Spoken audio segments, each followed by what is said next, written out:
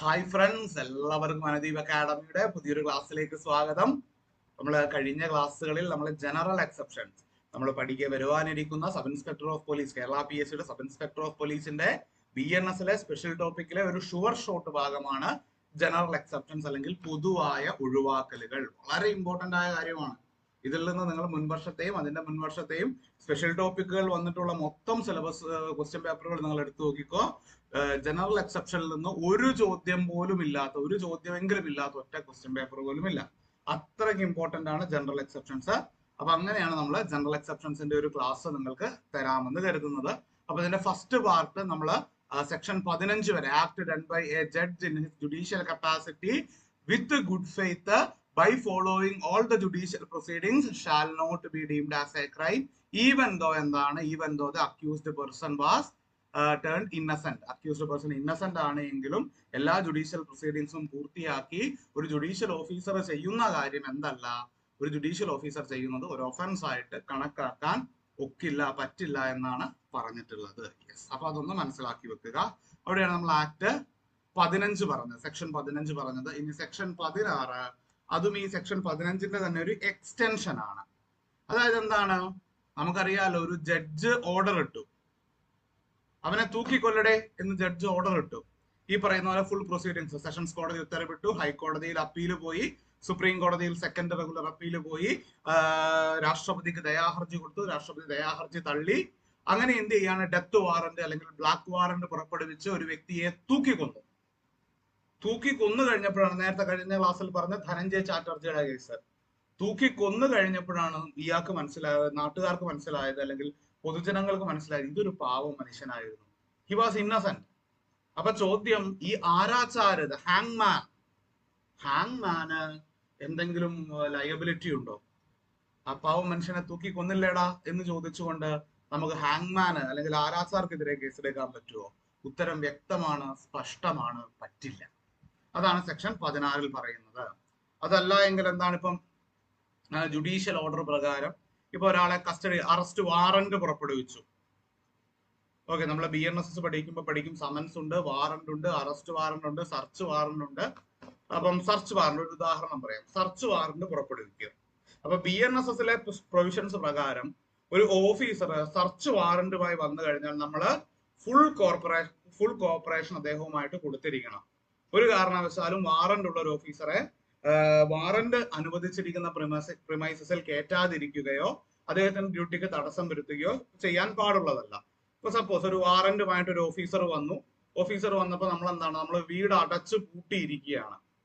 വീട് അടച്ചു പൂട്ടി, വാറന്റ് അല്ല എന്തുണ്ടെന്ന് പറഞ്ഞാലും എന്റെ വീടിന്റെ അകത്ത് കയറാൻ പറ്റൂലടാ എന്നും പറഞ്ഞിട്ട് നമ്മള് വീടകത്തുനിന്ന് ലോക്ക് ചെയ്തിരിക്കുകയാണ്. അപ്പൊ BNSൽ അടുത്ത പ്രൊവിഷൻ ഉണ്ട്, എന്താണ്, then the officer can use reasonable force so as to enter the premises or building. എന്താണ്, വേണമെങ്കിൽ ആ വാതിൽ ചവിട്ടി തുറന്ന് അല്ലെങ്കിൽ വാതിൽ തള്ളി തുറന്ന് വാതിലോ ജനലോ ബ്രേക്ക് ചെയ്തുകൊണ്ട് ഇദ്ദേഹത്തിന് ഇതിന്റെ അകത്ത് കയറാം എന്ന് പറയുന്നുണ്ട്. ഫസ്റ്റ് BNSന്റെ പ്രൊവിഷനിൽ പറയുന്നുണ്ട്. അപ്പൊ നോക്കൂ, ഒരു രാത്രിയിൽ ഒരു സ്ഥലത്ത് സെർച്ച് ചെയ്യാനായിട്ട് പോലീസുകാർ വരുന്നു. ഈ ആളുകൾ ഇതിന് അനുമതി കൊടുക്കുന്നില്ല. ഈ വീട്ടിലെ ആളുകൾ പറയുന്നു, ഞങ്ങളുടെ വീട്ടിൽ സെർച്ച് ചെയ്യാൻ പറ്റില്ല എന്ന് പറഞ്ഞ് ഇവർ വീടിന്റെ വാതിലും ജനലും ഒക്കെ കൊട്ടിയടച്ചിരിക്കുകയാണ്. അപ്പൊ പോലീസുകാർ സ്വാഭാവികമായിട്ടും എന്ത് ചെയ്യും, they will bring apparatus so that they can break the door or window. എന്നിട്ട് ഇവർ അകത്ത് കയറും. അപ്പൊ ഞാൻ ചോദിക്കുന്നത് എന്താണ്, ആ ഹൗസ് ബ്രേക്ക് വരുമോ? വീട്ടിൽ അതിക്രമിച്ച് കയറി എന്ന് പറഞ്ഞിട്ട് കേസ് എടുക്കാൻ പറ്റുമോ? ഒരിക്കലും പറ്റില്ല. കാരണം എന്താണ്, ഒരു ജഡ്ജ്മെന്റ്, ഡിഗ്രി അല്ലെങ്കിൽ ഒരു ഓർഡർ. ഈ ജഡ്ജ്മെന്റ് എന്ന് പറയുമ്പോൾ അതിൽ ജഡ്ജ്മെന്റ് മാത്രമല്ല വരിക, സിവിൽ കോടതികൾ ഇറക്കുന്ന degree or order or interim order, IA എന്ന് പറയും, ഇന്ററിം ഓർഡർ, ഇങ്ങനെ എന്തും വരും. ജഡ്ജ്മെന്റ് എന്ന് നമ്മൾ പറയുമെങ്കിലും ഇടക്കാല ഉത്തരവ് വരും. സിവിൽ കോടതി ഇപ്പൊ പറയാണ്, ഒരു വ്യക്തിയെ അദ്ദേഹം അനധികൃതമായി കൈവശം വെച്ചിരിക്കുന്ന സ്ഥലത്ത് നിന്ന് ഒഴിവാക്കണം, അദ്ദേഹത്തെ അവിടെ നിന്ന് ഇവാക്യുവേറ്റ് ചെയ്യണമെന്ന് പറയുകയാണ്. എന്ന് പറയുമ്പോൾ പോലീസും പടയൊക്കെ ആയിട്ട് ചെല്ലുന്നു. അയാള് കൊടുവാളും വെട്ടുകത്തിയൊക്കെ ആയിട്ട് വരുന്നു. പോലീസുകാർ എന്ത് ചെയ്യുന്നു, അയാളെ അങ്ങനെ പിടിച്ച് തള്ളി അല്ലെങ്കിൽ അടിച്ച് പറമ്പിന്റെ പുറത്ത് കൊണ്ടുപോകുന്നു. ഇയാൾ പറയണെന്താണ്, പോലീസുകാരനെ അടിച്ചു, എടുക്കുക കേസാ പോലീസുകാരനെതിരെ എന്ന് പറഞ്ഞാൽ കേസെടുക്കാൻ പറ്റുമോ? ഇല്ല. കാരണം എന്താണ്, is having a degree or judgment from the civil court so that the person has to be evacuated from the schedule property. അപ്പൊ അതാണ് അത് പറയുന്നത്. Nothing which is done in pursuance or which is warranted by the judgment or order. Judgment, order, decree ഇതൊക്കെ വരും. Decree ആണ്, degree അല്ല. DECREE, decree, not a degree. Of a court, if done well, such a judgment or order remains in force. Is an offense notwithstanding the court, which may have no jurisdiction to pass such a judgment or order, provided that person doing in good faith believes the court had such a jurisdiction. ഇപ്പൊ നമുക്ക് ഈ വീടൊക്കെ ജപ്തി ചെയ്യുന്ന കാര്യമൊക്കെ അറിയാലോ. സത്യത്തിൽ മുൻസിഫ് കോടതി, മജിസ്ട്രേറ്റ് കോടതിയിലോ മുൻസിഫ് കോടതിയിലോ പോയിട്ട് മുൻസിഫ് കോടതി അഡ്വക്കേറ്റ് കമ്മീഷനെ വെച്ച് പൊസഷൻ എടുപ്പിക്കുകയാണ് ചെയ്യുക.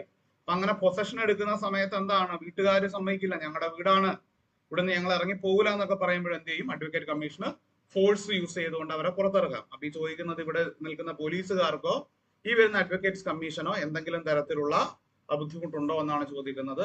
ആൻസർ വളരെ കറക്റ്റ് ആണ്. എന്താണ്, ഒരു തരത്തിലുള്ള ക്രിമിനൽ ലയബിലിറ്റിയും അവർക്കില്ല. യെസ്, അതിന്റെ ഒരു എക്സാമ്പിൾ ആണ് പറഞ്ഞത്. ഓക്കെ, അതാണ് സെക്ഷൻ 16 വരുന്നത്. Act done in pursuant of a judgment, order or decree. അതിൽ ജഡ്ജ്മെന്റ്, ഓർഡർ, ഇന്ററിം ഓർഡറും വരും. ഇന്ററിം ഓർഡർ വരുമെന്ന് പ്രത്യേകമായിട്ടൊന്ന് ഓർക്കണം. Now comes to section 17, justified by law or mistake.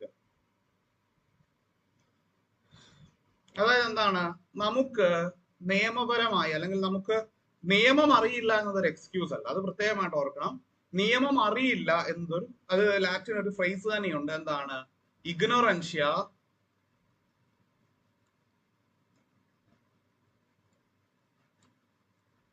juris non excusat. Okay, ignorantia juris non excusat. നിങ്ങൾക്ക് നിയമം അറിയില്ല എന്നും പറഞ്ഞിട്ട് കോടതിയിൽ നിങ്ങൾക്ക് ഒരു ലയബിലിറ്റിയും ക്ലെയിം ചെയ്യാൻ, ഒരു എക്സെപ്ഷനും ക്ലെയിം ചെയ്യാൻ കഴിയില്ല.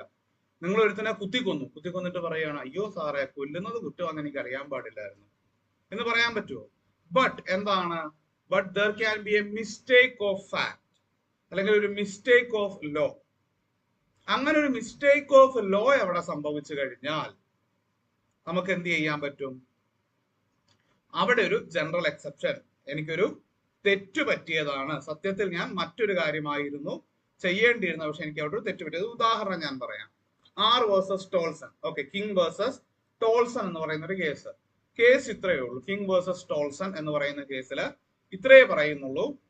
ദിസ് ടോൾസൺ അദ്ദേഹം ഒരു സകുടുംബം സന്തോഷമായി ജീവിക്കുന്ന ഒരു വ്യക്തിയായിരുന്നു. And on one fine morning, ഒരു ദിവസം രാവിലെ ഇദ്ദേഹത്തിന്റെ ഭാര്യയെ കാണാനില്ല.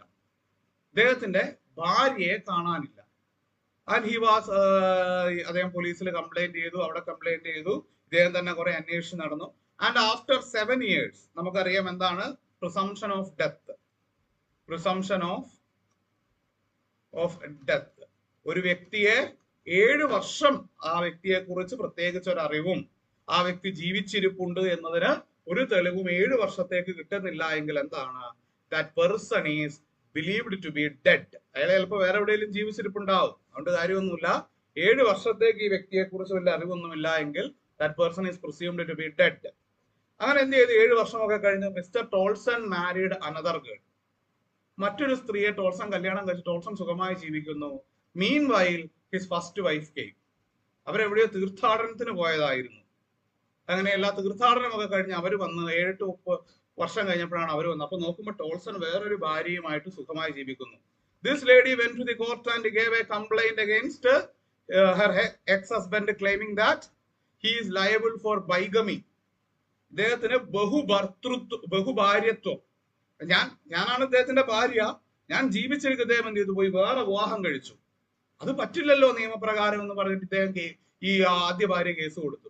കോടതി ഫാക്ട്സ് ഒക്കെ പരിശോധിച്ചിട്ട് കോടതി പറഞ്ഞു, ശരിയാണ്, Mr Tolson had committed an offence.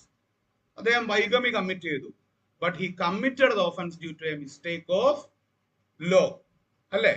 എന്താണ് ലോയിൽ പറയുന്നുണ്ട്, 7 വർഷം കഴിഞ്ഞ ഒരാൾ ഡെഡ് ആയിട്ട് പ്രിസ്യൂം ചെയ്യുമെന്ന്. അദ്ദേഹം ലോ കറക്റ്റ് ആയിട്ട് ഫോളോ ചെയ്തു. 7 വർഷം കഴിഞ്ഞിട്ട് ഈ വ്യക്തി മരിക്കാത്തത് ഇദ്ദേഹത്തിന്റെ കുറ്റമല്ല, അത് നിയമത്തിന്റെ കുറ്റമാണ്. സോ അപ്പൊ എന്താണ്, since that was an mistake justified by mistake of law, section 17, section 14 mistake of fact, section 17 mistake of law ആയതുകൊണ്ട് അദ്ദേഹത്തിന് ലയബിലിറ്റി ഇല്ല. മനസ്സിലായോ? അതാണ് സെക്ഷൻ 17 പറയുന്നത്. അപ്പൊ സെക്ഷൻ 14 17 മാറിപ്പോയത്. സെക്ഷൻ 14 മിസ്റ്റേക്ക് ഓഫ് ഫാക്ട് ആണ്, സെക്ഷൻ 17 മിസ്റ്റേക്ക് ഓഫ് ലോ ആണ്. യെസ്, കിട്ടിയോ? ഇവിടെ പോയിന്റ് കിട്ടിയോ? സംഭവം മനസ്സിലാവുന്നുണ്ടോ? Okay, by Gami, the court ruled that genuine and reasonable belief that her husband's death, yes, അത്രേ ഉള്ളൂ. യെസ്, പോയിന്റ് കിട്ടിയോ? സോറി, ഇത് തിരിച്ചാണ്, മിസ്സസ് ടോൾസൺ ആണ്. ഓക്കെ, മിസ്സസ് ടോൾസൺ ആണ്. യെസ്, അപ്പൊ അതാണ് അതിന്റെ കഥ. ജസ്റ്റ് ഒന്ന് മനസ്സിലാക്കി വെക്കുക. ഇനി section 18. Section 18 deals with accident. Section 18 deals with the accident while doing a lawful act. അത് ഇമ്പോർട്ടന്റ് ആയിട്ടുള്ള ഒരു കാര്യമാണ്. എന്താണ് ആക്സിഡന്റ് എന്ന് ആദ്യം മനസ്സിലാക്കണം. ആക്സിഡന്റ് ഈസ് ആൻ അൺഎക്സ്പെക്ടഡ്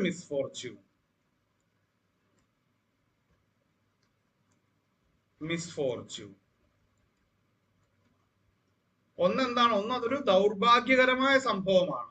രണ്ട്, അത് അൺഎക്സ്പെക്റ്റഡ് ആയിട്ടുള്ള ഒരു സംഭവമാണ്. നിങ്ങൾ വണ്ടിയിൽ ആക്സിഡന്റ് ആയി എന്ന് പറയുന്നത് എന്താ? നിങ്ങൾക്ക് വണ്ടി ഓടിക്കുമ്പോൾ നിങ്ങൾ കരുതുവോ, ഇന്ന് MG റോഡിൽ കയറി ഒരു 100-150 സ്പീഡ് പിടിച്ചിട്ട് ഒരു ടാങ്കർ ലോറിയെ കൊണ്ടുപോയി ഇടിക്കണമെന്ന് നമ്മൾ ആരെങ്കിലും എക്സ്പെക്ട് ചെയ്യുമോ? ഇല്ല. അൺഎക്സ്പെക്റ്റഡ് ആയിട്ട് നടക്കുന്ന ഒരു മിസ്ഫോർച്യൂണെയാണ് നമ്മൾ ആക്സിഡന്റ് ആയിട്ട് കരുതുക. പക്ഷേ സെക്ഷൻ 18 പ്രകാരം അതിന്റെ ജനറൽ എക്സെപ്ഷൻ കിട്ടണമെങ്കിൽ that act must be done, that accident must occur while performing a lawful act. അത് ഇമ്പോർട്ടന്റ് ആയിട്ടുള്ള കാര്യമാണ്. ഉദാഹരണം, കുറച്ച് ആളുകൾ ചേർന്നിട്ട് വ്യാജമദ്യം വാറ്റിക്കൊണ്ടിരിക്കുകയാണ് കുറച്ച് ആളുകൾ ചേർന്നിട്ട്. അങ്ങനെ കുറച്ച് ആളുകൾ ചേർന്നിട്ട് ഈ വ്യാജമദ്യം വാറ്റുന്ന സമയത്ത് അവിടെ വലിയൊരു പൊട്ടിത്തെറി ഉണ്ടായി, കുറച്ച് ആളുകൾ മരിച്ചുപോയി. ഉടനെ ഈ വാറ്റാൻ നേതൃത്വം കൊടുത്ത ആള് കോടതിയിൽ പോയിട്ട് പറയാണ്, എനിക്കതിലൊരു ലയബിലിറ്റി ഇല്ല. സെക്ഷൻ 18 നിങ്ങൾക്ക് അറിയില്ലേ? It was an accident. ശരിയാണ്, it was an accident, but you are not doing a lawful act. നിങ്ങൾ എന്ത് ചെയ്യല്ല, ഒരു ലോഫുൾ ആക്ട് ചെയ്യുമ്പോൾ ഉണ്ടായ അപകടമല്ല. You are doing an illegal act which resulted in an accident. അപ്പം നിങ്ങൾക്ക് ആക്സിഡന്റിന്റെ ക്ലെയിം, ആക്സിഡന്റിന്റെ ജനറൽ എക്സെപ്ഷൻ കിട്ടണമെങ്കിൽ നിർബന്ധമായും എന്തായിരിക്കണം? അവിടെ ചെയ്യേണ്ട ആക്ട് ലാഫുൾ ആക്ട് ആയിരിക്കണം. Nothing is an offense which is done by accident or misfortune. Unexpected misfortunes നെയാണ് നമ്മൾ ആക്സിഡന്റ് എന്ന് പറയുക. And without any criminal intention, or knowledge in the doing of a lawful act in a lawful manner. By lawful means with proper care and caution. അതും important ആണ്. വിത്ത് proper care and caution. ഇപ്പൊ ഉദാഹരണം പറയണ ഞാൻ മനസ്സിലാക്കുന്നത് cases ആണ് the death well case. Okay, death well case എന്ന് പറഞ്ഞിട്ട് ഒരു കേസുണ്ട്. ഡെത്ത് വെൽ എന്ന് പറഞ്ഞാൽ അറിയാലോ, മരണക്കിണർ. അപ്പൊ ഒരാള് മരണക്കിണറിലൂടെ ഈ ബൈക്ക് ഓടിച്ച് അദ്ദേഹത്തിന്റെ അഭ്യാസങ്ങൾ കാണിച്ചുകൊണ്ടിരിക്കുകയായിരുന്നു. And on one fine morning എന്ത് സംഭവിച്ചു? ഇദ്ദേഹം ചെയ്യുന്നതിൻ്റെ ഇദ്ദേഹം താഴെ വീണ് മരിച്ചുപോയി. ഈ മരണക്കിണറ് വാഹനം ഓടിക്കുന്നതിന്റെ ഇടയിൽ ഈ വ്യക്തിക്ക് എന്ത് ചെയ്തു? വണ്ടിയുടെ കൺട്രോൾ കിട്ടാതെ ഇദ്ദേഹം മരണക്കിണറിൽ നിന്ന് വലിയ സ്പീഡിലല്ലേ കറങ്ങുന്നത്, അതേ സ്പീഡിലേക്ക് താഴേക്ക് വീണ് കഴിഞ്ഞാൽ ആള് ക്ലോസ് ആവും. അങ്ങനെ ആള് മരിച്ചുപോയി. മരിച്ചുപോയപ്പോ ഈ കാർണിവലിന്റെ സംഘാടകര് കോടതിയിൽ പോയിട്ട് പറഞ്ഞു, ഇത് ആക്സിഡന്റ് ആണ്, ഞങ്ങൾക്ക് ഇതിന്റെ ജനറൽ എക്സെപ്ഷൻ ആണ്, ഞങ്ങൾക്ക് ഇതിലെ കേസ് എടുക്കാൻ പറ്റില്ല എന്ന് പറഞ്ഞു. അപ്പൊ കോടതി എന്ത് പറഞ്ഞു? ആക്സിഡന്റിന്റെ ശരി, നിങ്ങള് പഞ്ചായത്തിൽ നിന്ന് പെർമിഷൻ എടുത്തു, ലൈസൻസ് എടുത്തു, ലോഫുൾ ആക്ട് ആണ് ചെയ്തത്, ഓക്കെ, ഞാൻ സമ്മതിച്ചു. But you had to take proper care and caution. നിങ്ങൾ ആവശ്യമായിട്ടുള്ള കെയർ ആൻഡ് കോഷൻ എടുക്കണമായിരുന്നു. അത് എടുത്തായിരുന്നോ? ഇല്ലല്ലോ. അവിടെ മെഡിക്കൽ എയ്ഡ് കൊടുത്തില്ല, അയാൾക്ക് വേണ്ട ജാക്കറ്റുകളോ ഹെൽമെറ്റുകളോ ഒന്നും കൊടുത്തില്ല. Without taking reasonable care and caution, how can you claim a general exception under section 18 of BNS, that is accident. അതാണ് ഈ പുറ്റിങ്ങൽ ക്ഷേത്ര വെടിക്കെട്ട് അപകടത്തില് ആളുകൾക്കെതിരെ കേസെടുത്തത്. സത്യത്തിൽ അതെന്തായിരുന്നു? അതൊരു ആക്സിഡന്റ് ആയിരുന്നു. പക്ഷെ എന്താണ് ഞാൻ മനസ്സിലാക്കുന്നത്, അവർക്ക് ആകെ കൊടുത്തിരുന്നത് ഏതാണ്ട് 4.5 കിലോ എക്സ്പ്ലോസീവ്സ് സൂക്ഷിക്കാൻ മാത്രമുള്ള ലൈസൻസ് ആണ് ഡിസ്ട്രിക്ട് എക്സ്പ്ലോസീവ് ഓഫീസർ കൊടുത്തിരുന്നത്. എന്നാൽ അവർ സൂക്ഷിച്ചത് ഏതാണ്ട് 150 കിലോയ്ക്ക് മുകളിൽ എക്സ്പ്ലോസീവ്സ് ആണ്.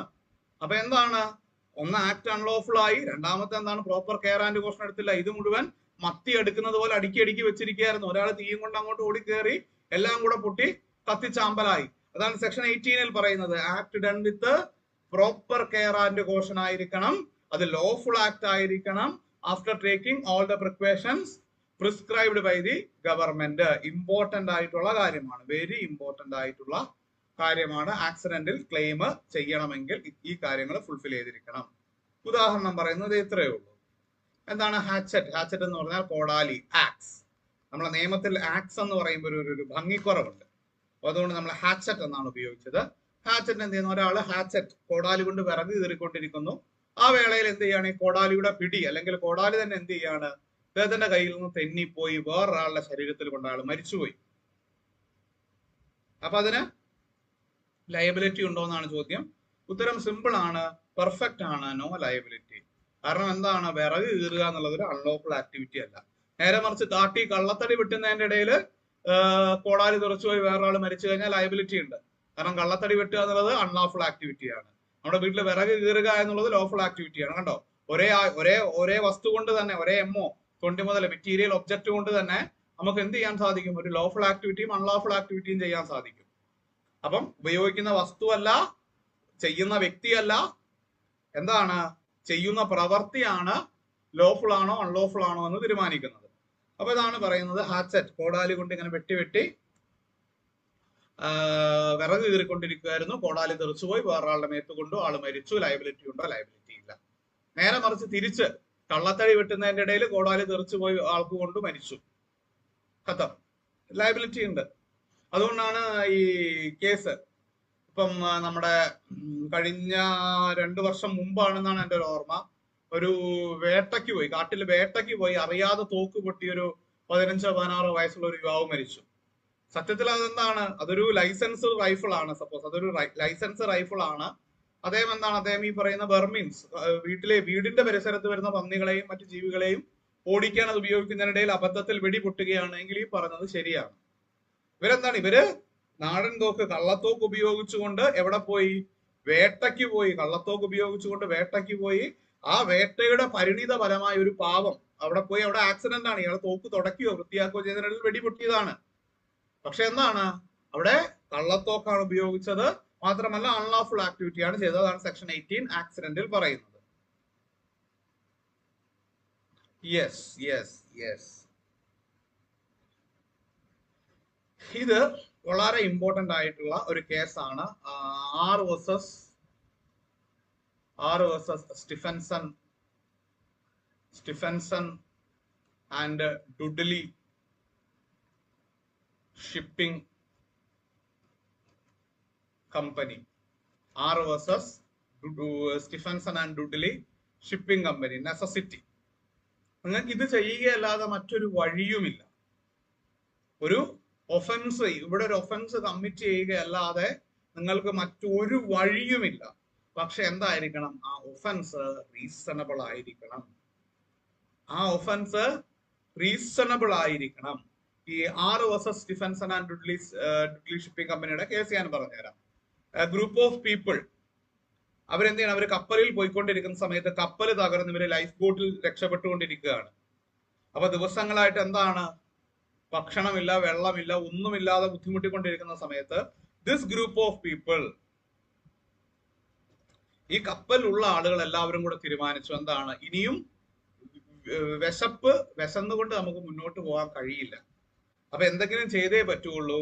ജീവൻ നിലനിർത്താൻ വേണ്ടി എന്ത് ചെയ്യും, ഈ നമ്മുടെ കൂട്ടത്തിൽ രക്ഷപ്പെട്ട് വന്നതിൽ ഒരു 14 വയസ്സുള്ള ഒരു പയ്യനുണ്ട്, അവനെ കൊന്ന് നമ്മൾ തിന്നും, അവനെ കൊന്ന് നമ്മൾ തിന്നുമെന്ന് ആ കപ്പലിലുള്ള ആളുകൾ തീരുമാനിച്ചു.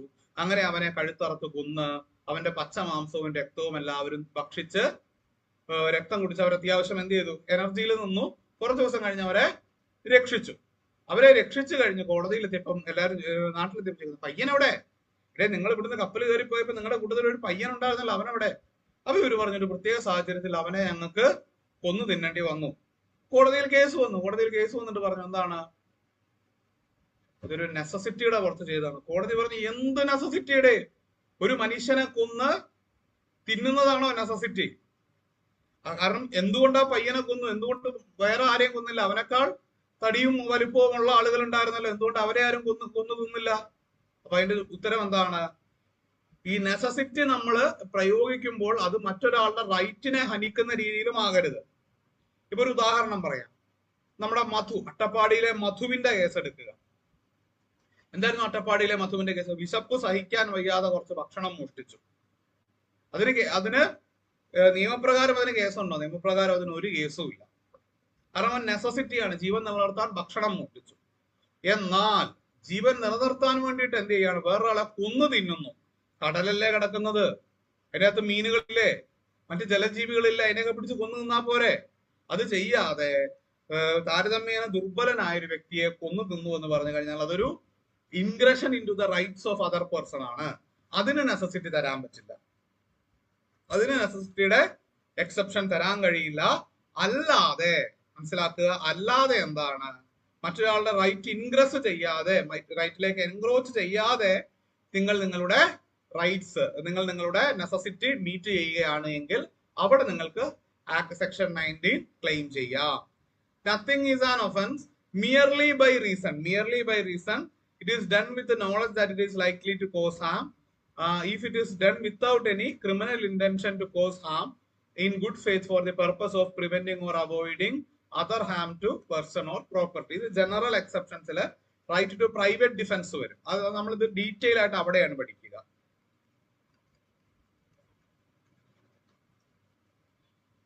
ഓക്കെ, റൈറ്റ് ടു പ്രൈവറ്റ് ഡിഫൻസിന്റെ ഒരു എലമെന്റ് ഇവിടെ കിടപ്പുണ്ട്. അത് നമ്മൾ റൈറ്റ് ടു പ്രൈവറ്റ് ഡിഫൻസ് താഴേക്കുള്ള സെക്ഷനുകളിൽ പഠിക്കും. അപ്പൊ നമുക്ക് എന്ത് ചെയ്യും? അവിടെ ആയിരിക്കും നമ്മൾ ഇതിന്റെ ഡീറ്റെയിൽ ആയിട്ടുള്ള മറ്റു കാര്യങ്ങൾ പഠിക്കുക. ഒരു ഉദാഹരണം പറയാം. ഓക്കെ, ഒരു കപ്പലാണ്. ഒരു വലിയ കപ്പൽ ഇവിടെ നിൽക്കുകയാണ്. ഒരു വലിയ കപ്പൽ ഇവിടെ നിൽക്കുന്ന സമയത്ത് കപ്പൽ ഹാസ് ലോസ്റ്റ് ഇസ് കൺട്രോൾ. അതിന്റെ കൺട്രോൾ പോയത് കൃത്യമായിട്ട് ഗൈഡ് ചെയ്യാൻ പറ്റുന്നില്ല. ഇവിടെ എന്തുണ്ട്? ഇവിടെ വലിയൊരു പാറക്കെട്ടുണ്ട്. ഈ കപ്പൽ ഈ പാറക്കെട്ടയിൽ ഇടിച്ചു കഴിഞ്ഞാൽ കപ്പൽ തകർന്ന് തരിപ്പണമാവും. ഈ കപ്പലിന്റെ അകത്തുള്ള എല്ലാവരും വെള്ളത്തിൽ മുങ്ങിച്ചാവും. ഇപ്പുറത്ത് എന്താണ്? ഇപ്പുറത്ത് ചെറിയൊരു ബോട്ടുണ്ട്, അവിടെ ഒരു 4 പേരുണ്ട്. ഈ ബോട്ടിൽ ഇടിച്ചു കഴിഞ്ഞാൽ എന്താണ്? കപ്പലിന്റെ ആ ഒരു കൺട്രോൾ ചിലപ്പോൾ തിരിച്ചു കിട്ടും. മാത്രമല്ല എന്താണ്? കപ്പലിന്റെ സ്പീഡും കുറയും. അപ്പൊ ക്യാപ്റ്റൻ സ്വാഭാവികമായിട്ടും ഈ ബോട്ടിൽ കൊണ്ടുപോയി ഇടിച്ചു. ഈ 4 ആൾക്കാരും കടലിൽ മുങ്ങി മരിച്ചു. അപ്പൊ ചോദ്യം, കപ്പൽ ഈ ബോട്ടിൽ ഇടിച്ച് 4 പേരെ കൊന്നതിന് ഇദ്ദേഹത്തിനെതിരെ കേസുണ്ടോ? കപ്പിത്താനെതിരെ കേസുണ്ടോ എന്നാണ് ചോദ്യം. ഉത്തരം കേസില്ല. ഉത്തരം കേസില്ല. കപ്പിത്താനെതിരെ കേസില്ല. പോയിന്റ് മനസ്സിലായോ? കാരണം എന്താ? കാരണം വളരെ സിമ്പിൾ ആണ്. നെസസിറ്റി ഗ്രേറ്റർ ഹാം പ്രിവെന്റ് ചെയ്യാൻ സ്മോളർ ഹാം ചെയ്യുന്നു. നേരെ മറിച്ച് കപ്പിത്താൻ ഈ ബോട്ടിലുള്ള ആൾക്കാരുമായിട്ട് വ്യക്തിവൈരാഗ്യമുണ്ട്. ആ വൈരാഗ്യം തീർക്കാൻ ഇങ്ങനെ ഒരു അവസരം കിട്ടിയപ്പോൾ കൊണ്ടുപോയി വണ്ടി ഇടിച്ചതാണ് എങ്കിൽ വകുപ്പ് മാറി. എന്നാൽ ഗുഡ് ഫെയ്ത്തോടുകൂടി യാതൊരു ക്രിമിനൽ ഇന്റൻഷനും ഇല്ലാതെയാണ് ചെയ്യുന്നത് എങ്കിൽ അത് സെക്ഷൻ 19 പ്രകാരം നെസസിറ്റി ക്ലോസിൽ അതിന് എക്സെപ്ഷൻ കിട്ടും. ഭക്ഷണം മോഷ്ടിക്കുന്നത്, ഓക്കെ, തുടങ്ങിയിട്ടുള്ള കാര്യങ്ങൾ. ഇപ്പം ഒരു ഡോക്ടർ, ഉദാഹരണം പറയാണ്, ഒരു ഡോക്ടർ എന്ത് ചെയ്യാണ്? ഡോക്ടർക്ക് അമ്മയോ മകനോ അല്ലെങ്കിൽ അമ്മയോ കുഞ്ഞോ ആരെങ്കിലും ഒരാളെ ജീവനോടെ രക്ഷിക്കാൻ പറ്റുള്ളൂ. അപ്പം കുഞ്ഞിനെ ചിലപ്പോൾ വയറ്റിൽ വെച്ച് തന്നെ കൊന്നു കളയേണ്ട സാഹചര്യം ഉണ്ടാവും. അമ്മയെ ജീവനോടെ തിരിച്ചു കിട്ടാൻ വേണ്ടിയിട്ട് കുഞ്ഞിനെ വയറ്റിൽ വെച്ച് തന്നെ കൊന്ന് ബോഡി പുറത്തേക്ക് എടുക്കുക, അങ്ങനെ മാത്രമേ അമ്മയെ രക്ഷിക്കാൻ കഴിയുള്ളൂ എന്നുള്ള സാഹചര്യം ഉണ്ടാവും. അപ്പൊ ഡോക്ടർ സ്വാഭാവികമായിട്ടും ഡോക്ടർ ആ നടപടി ചെയ്യും. അങ്ങനെ ഡോക്ടർ സ്വാഭാവികമായിട്ടും അങ്ങനെ ചെയ്യുമ്പോൾ കൃത്യമായിട്ട് മനസ്സിലാക്കണേ, ഒരു കുഞ്ഞിനെ രക്ഷിക്കാൻ, അമ്മയെ രക്ഷിക്കാൻ വേണ്ടി ഉദരത്തിലുള്ള കുഞ്ഞിനെ കൊന്നു കളയുമ്പോൾ ഡോക്ടർക്കെതിരെ ഈ പറയുന്നത് പോലെ കോസിംഗ് മിസ്കാരേജ് വരുമോ? വരില്ല. പഴയ സെക്ഷൻ 312 ആണെന്നാണ് എന്റെ ഓർമ്മ, IPC. ഞാൻ BNS ഞാൻ സെക്ഷൻസ് ഫ്ലുവന്റ് ആയി വരുന്നേ ഉള്ളൂ. അപ്പം വരുമോ? വരൂല. കാരണം എന്താണ്? അത് നെസസിറ്റി ആണ്. ഓക്കെ, കുഞ്ഞിനെ രക്ഷിക്കാൻ നിന്ന് കഴിഞ്ഞാൽ അമ്മയും മരിക്കും, കുഞ്ഞും മരിക്കും. ഗ്രേറ്റർ ഹാം ആണ്. എന്നാൽ അമ്മയെ കൊന്ന് കുഞ്ഞിനെ കൊന്ന് അമ്മയെ രക്ഷിക്കാൻ നിന്ന് കഴിഞ്ഞാൽ അമ്മയെങ്കിലും രക്ഷപ്പെടും. So lesser harm can be caused, lesser harm can be choosed for preventing a greater harm. അങ്ങനെയാണ് നമ്മൾ സെക്ഷൻ 19 നെസസിറ്റിയെ ഏറ്റവും സിമ്പിൾ ആയിട്ട് പറയാം. വേണമെങ്കിൽ സൈഡിൽ ഒന്ന് എഴുതി വെച്ചോളൂ. lesser harm can be choosed lesser harm can be chosen to prevent greater harm.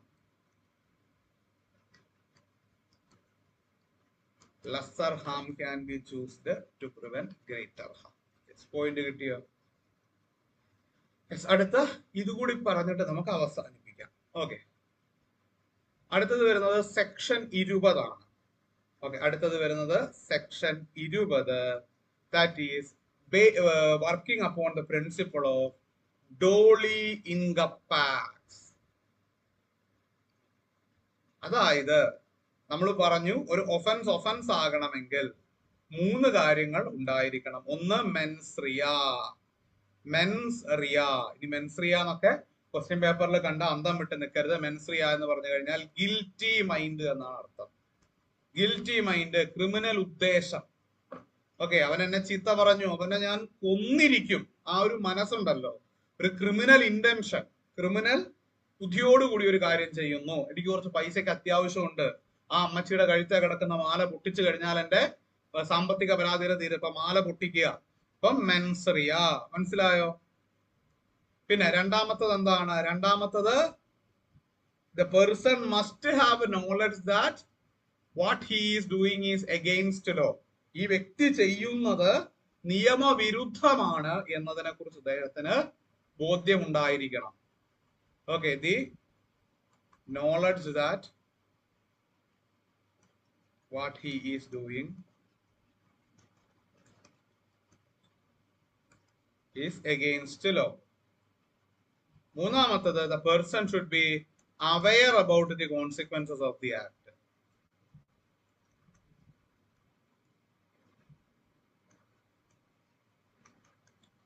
Okay, ചെയ്യുന്ന പ്രവൃത്തിയുടെ പ്രത്യാഘാതങ്ങൾ, കോൺസിക്വൻസസിനെ കുറിച്ചും അറിവുണ്ടായിരിക്കണം. ഇങ്ങനെ 3 അറിവുകളും ഉണ്ട് എങ്കിൽ മാത്രമേ നമുക്കൊരു ഒരാളെ ഒഫൻഡർ ആയിട്ട് ക്ലാസിഫൈ ചെയ്യാൻ പറ്റുള്ളൂ.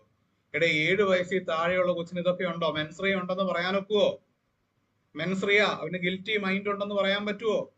Knowledge of what he is doing is against law, താൻ ചെയ്യുന്ന പ്രവൃത്തി നിയമവിരുദ്ധമാണ് എന്ന് പറയാൻ, അല്ലെങ്കിൽ അതിനുള്ള ബുദ്ധി ആ കുട്ടിക്കുണ്ടോ?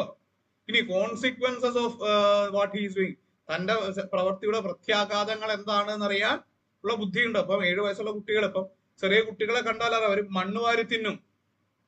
ഓക്കെ, മണ്ണ് വാരി തിന്ന എന്താ സംഭവിക്കുക? അല്ലെങ്കിൽ തീര് പോയി പിടിക്കും. ഓക്കെ, ചില കുട്ടികൾ എന്ത് ചെയ്യും? പ്ലഗ് പോയിന്റിന്റെ അകത്ത് കൈയിട്ടിട്ട് സ്വിച്ച് ഓൺ ആക്കും. അങ്ങനെയൊക്കെ ചെയ്യുന്ന കുരുത്തം കെട്ട പിള്ളേരുണ്ട്. അപ്പൊ എന്താണ് ഇതിന്റെ അർത്ഥം? എന്താണ്? They are unaware about the consequences of the act. അത് തന്നെയാണ് ഇവിടെ നിയമവും പറയുന്നത്. ദാറ്റ് ഈസ്, ആ പ്രിൻസിപ്പളിന്റെ പേരാണ് ഡോളി ഇൻകപ്പാക്സ്.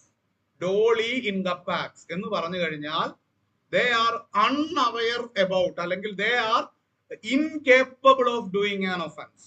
ഒരു ഒഫൻസ് ചെയ്യാനുള്ള ബുദ്ധിയോ ഭൗതിക വളർച്ചയോ ഒന്നും അവർക്കില്ല. അതുകൊണ്ട് തന്നെ എന്താണ് അവര് ചെയ്യുന്നത്? ഒരു ഒഫൻസ് അല്ല. പാവം കുട്ടികൾ, അവര് ചെയ്യുന്നത് എന്തല്ല മക്കളെ? ഒരു ഒഫൻസ് അല്ല. അതാണ് ഇവിടെ പറയുന്നത്. യെസ്, സെക്ഷൻ 20 നോക്കൂ. പ്രിൻസിപ്പിൾ ഓർത്ത് വെക്കുക, ഡോളി ഇൻകപ്പാക്സ്. ഇത് സെക്ഷൻ 20-ലാകട്ടോ കിടക്കുന്നത്. മറ്റ് സെക്ഷൻ 21 ഉണ്ട്, 7 to 12. അത് വേറെയാണ്, അത് സഫീഷ്യന്റ് മെച്യൂരിറ്റി ക്ലോസ് ആണ്. ഡോളി ഇൻകപ്പാക്സ് കിടക്കുന്നത് section 20-ലാണ്. Nothing is an offense which is done by a child under the age of 7 years. 7 വയസ്സിൽ താഴെയുള്ള ഒരു കുട്ടി എന്ത് ഒഫൻസ് ചെയ്താലും അതൊരു ഒഫൻസ് അല്ല. കാരണം ആ കുട്ടിക്ക് എന്തില്ല? മെൻസ്രിയെ അച്ചീവ് ചെയ്യാനുള്ള പ്രായമായിട്ടില്ല. ഒരു ക്രിമിനൽ ഇന്റൻഷൻ തോന്നാൻ മാത്രമൊന്നും ബുദ്ധി വളർച്ച കുട്ടിക്ക് എന്നതാണ് ഇവിടെ മനസ്സിലാക്കേണ്ടത്. യെസ്, പോയിന്റ് കിട്ടിയോ? യെസ്, പോയിന്റ് കിട്ടിയോ? പക്കാ സെറ്റ് അല്ലേടെ? യെസ്, സംശയമൊന്നുമില്ലല്ലോ. Set. So shall I wind up? അപ്പൊ നമ്മള് ഇവിടത്തേക്ക് വൈൻഡ് അപ്പ് ചെയ്യുകയാണ്. ഉറപ്പായും നമുക്ക് ക്ലാസ്സുകളിൽ ഇനിയും കാണാം. അപ്പൊ കൃത്യമായിട്ട് തന്നെ പഠിച്ചു പോവുക. ഉറപ്പായും എന്തെങ്കിലും സംശയങ്ങളൊക്കെ ഉണ്ടെങ്കിൽ എന്നെ വിളിക്കുക. Okay, thank you.